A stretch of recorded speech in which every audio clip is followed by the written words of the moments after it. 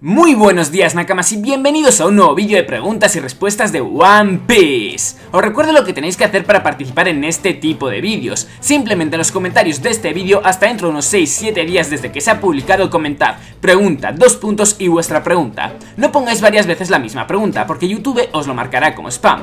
Solo cojo comentarios de este vídeo, totalmente aleatorio, por lo que no vale que comentéis en otros vídeos con pregunta 2 puntos, ya que no entraréis en este tipo de vídeos. Y una última cosa, en la descripción os dejaré una lista de reproducción de esta sección por si no la habéis visto, para así no hacerme preguntas que ya he respondido. ¡Empecemos!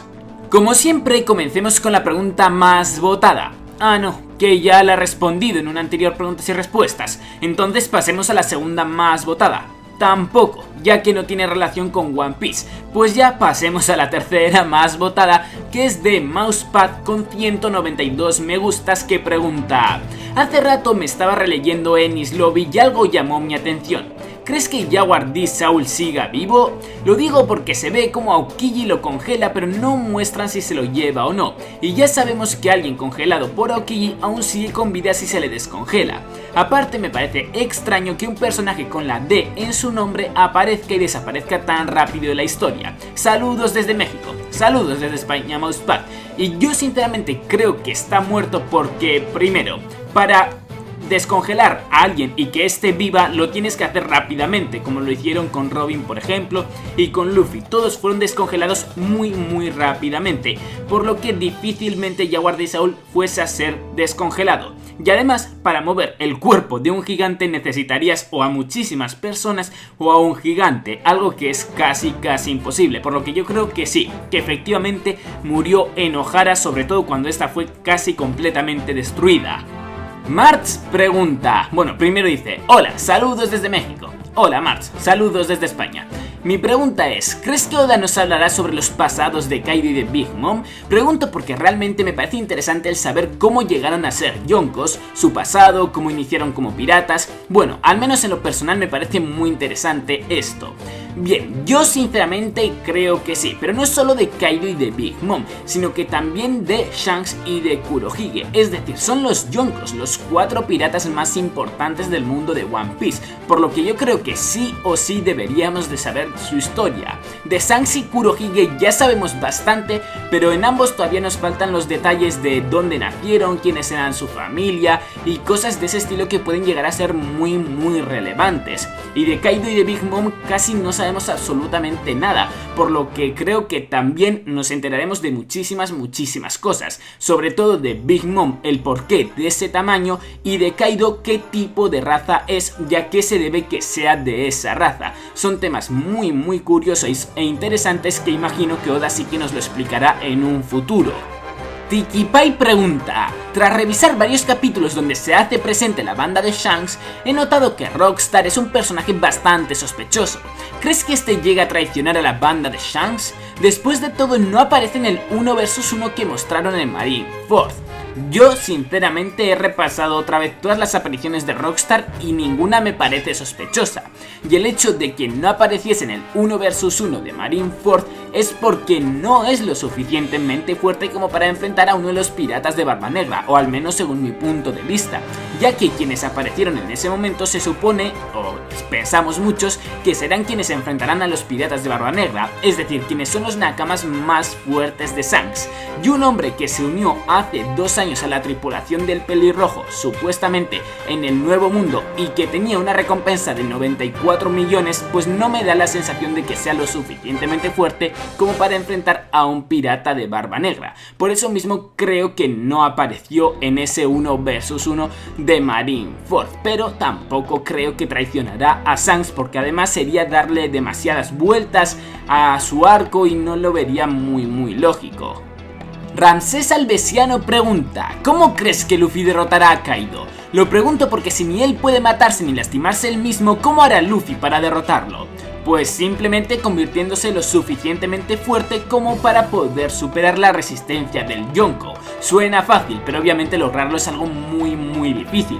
Pero Kaido ya ha sido derrotado 7 veces, por lo que obviamente ya sabemos que es posible derrotarlo, ya sea con una mayor fuerza o porque mucha gente se junte para derrotar a este Yonko. Pero está claro que si superas esa resistencia, lo derrotarás. Otra teoría quizás bastante más loca que subí hace varios meses acerca del poder de Kaido consistía en que este tuviese la Akuma no Mi, la Zoan mitológica del demonio, del diablo, de Satanás, como quieras llamarlo, y que las únicas personas que pudiesen derrotarlo fuesen los Ds, ya que decía que en esa teoría que puede que los D significasen dioses, y los dioses en la antigüedad, o vamos, en las religiones, supuestamente eran los únicos capaces de derrotar a los demonios. Por eso mismo dije que existía la posibilidad que las únicas personas en derrotar a Kaido fuesen los D, y como Luffy es un D, podría llegar a derrotarlo. Sí, sé que suena muy loco.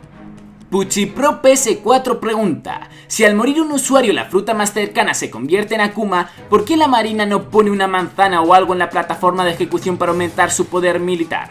Pues simplemente puede que no lo sepan. Es decir, en Panhazard, cuando Smiley murió y su Akuma no Mi, la Sara Sara no Mi modelo Axolote, que hay mucha gente que no sabía que Smiley tenía una Akuma no Mi, renació en la manzana más cercana. Pero ya vimos como absolutamente nadie fue a por ella, ni el propio Caesar, cuando este se supone que es uno de los investigadores científicos más importantes del mundo. Es decir, se supone que él no lo sabía, por lo que para nada me extrañaría que la propia marina tampoco lo supiese y que muy pocas personas conozcan este secreto, entre ellos Kurohige y muy probablemente Doflamingo, que imagino que es como obtuvo la Mera no Mi de Ace.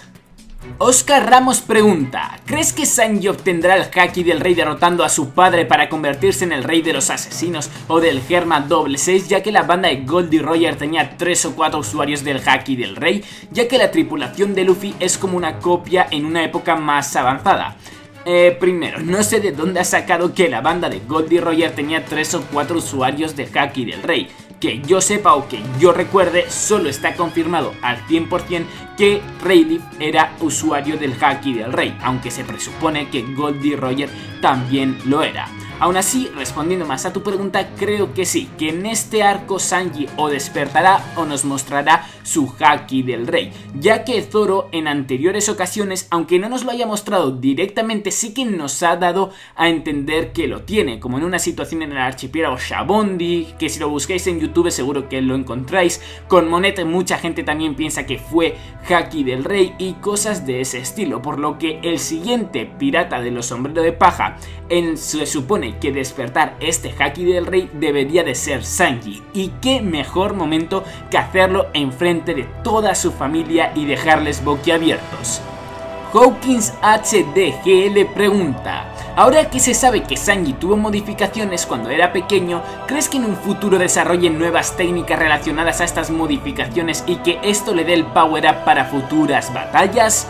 Pues yo la verdad es que sí que lo veo bastante posible, es decir, me parecería muy extraño que nos dijesen que Sanji ha sufrido estas modificaciones y que no las ha despertado y que nunca las vaya a despertar. Yo creo que si nos las han mencionado es por algo, y es porque Sanji realmente sí que va a despertar estas especies de modificaciones para convertirse en un mejor luchador, en el caso de que no lo haya hecho, porque esto todavía no lo tenemos del todo claro. En el time skip han podido pasar muchísimas cosas relacionadas con Sanji, de lo cual no tenemos casi ni idea, ya que de Sanji hemos visto muy poco, por lo que sí, creo que esas modificaciones serán partes del power up de Sanji. Y sí, como sé que mucha gente me lo preguntaréis, creo que Sanji también será capaz de usar las técnicas del rayo que le han mostrado tener tanto su padre como su hermano Niji. Sinrain 12 pregunta: ¿crees que alguna vez alguna de las espadas de Zoro coma una Akuma? Digamos, si una consigue la fruta Zoan del rinoceronte, eso le podría dar resistencia a una espada de él. Yo sinceramente creo que no, y es lo mismo por lo que dije en el anterior preguntas y respuestas, que no creía que ningún Mugiwara se fuese a comer alguna Akuma no Mi, porque esto haría que su estilo de pelea cambiase mucho. Pues lo mismo pasa con armas que usen los Mugiwara. Es decir, Zoro es famoso por usar el estilo de las 3 espadas, el Santoryu, y si a una de ellas le pones una Zoan, como que arruinas ese estilo, digamos, más puro. Por lo que eso, yo diría que no, que ninguna de sus espadas tendrá una Akuma no Mi. Astral R pregunta: ¿crees que Chopper en el final de One Piece se transforma en un humano completo? A ver, Chopper ya ha llegado a esa fase de convertirse en humano, solamente que es imposible que un usuario Zoan se convierta al 100% en ese animal, siempre va a mantener rasgos de su forma original, por lo que Chopper en su forma humano completa mantiene el pelo, su cara, etc. Por ejemplo, Jack, el más reciente, al convertirse en mamut mantiene su pelo rubio, los cuernos que tiene pegados a su cabeza, incluso parte de la ropa. Lucci también mantiene sus cicatrices, Pell, los ojos y todos los colores que tiene rodeados a estos. Es decir, nunca va a poder un usuario Zoan convertirse al 100% en su animal, incluido Chopper, en humano al 100%, por lo que no veremos a un Chopper sin pelo, a no ser que este se lo quiera quitar a propósito. Nicolás Duarte pregunta: ¿crees que Buggy, con la suerte que le da Oda, al final de la serie sea un Yonko? Si es por suerte, no, porque en Shichibukai sí te puedes convertir en Shichibukai por suerte, ya que lo elige una persona, lo eligen los marines. En cambio, en Yonko te conviertes porque eres un personaje fuerte, porque tienes muchísimos subordinados, porque tienes varios territorios, etcétera. Es decir, Buggy con suerte no puede obtener eso. Bueno, lo de los subordinados ya lo tiene en cierta manera, y puede que algún que otro territorio sí que lo tenga, pero él, a no ser que mejore mucho en fuerza, es imposible, al menos según mi punto de vista, que se convierta en Yonko, porque fácilmente le quitarían el título. Kevin Show pregunta: ¿por qué se reserva tanto el uso de Haki en Marineford? Fue una batalla muy limitada. ¿Qué opinas, God Nakama? Saludos Kevin. Y yo sinceramente creo que no se limitó mucho el Haki. Es decir, el Haki de armadura lo vimos varias veces, como por ejemplo cuando los 3 almirantes pararon el terremoto de Shirohige con su Haki de armadura, o cuando el propio Shirohige golpeó a Kainu más de una vez con Haki de armadura, que aunque no tuviese el endurecimiento, el Kouka, es decir, el color negro, aún así seguían usando Haki de armadura. Más que el que no lo usasen, es que pasó muy desapercibido. El Haki de observación también se utilizó, quizás hay que prestar mucha atención para darse cuenta de cuándo, pero sobre todo creo que el momento más remarcable es cuando Mihawk o el propio Luffy vio que a este le iban a cortar el brazo, por lo que ahí sí que vimos Haki de observación. Y el del rey ya es que la cosa es que no había muchos personajes que lo tuviesen. Estaban Shirohige, Luffy y Ace. Ace obviamente no lo va a usar. Luffy lo usó y Shirohige no lo usó pues por la trama, por el argumento, porque Luffy lo tenía que usar sí o sí, por lo que yo no creo que el Haki se reservase tanto en Marineford.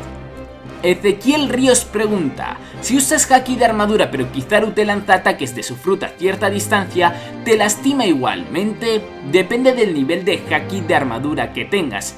Es decir, si tienes un nivel suficientemente alto como para parar esos ataques, pues obviamente los podrás detener y no te harán absolutamente nada. Y de hecho voy a tomar un ejemplo que he dicho antes, cuando los 3 almirantes con su Haki de armadura, al extender los brazos, pudieron parar el terremoto de Shirohige. Pues si hay alguien con un nivel de Haki de armadura lo suficientemente alto como para parar los rayos de luz de Kizaru, en teoría los podría parar sin problemas y no le harían absolutamente nada.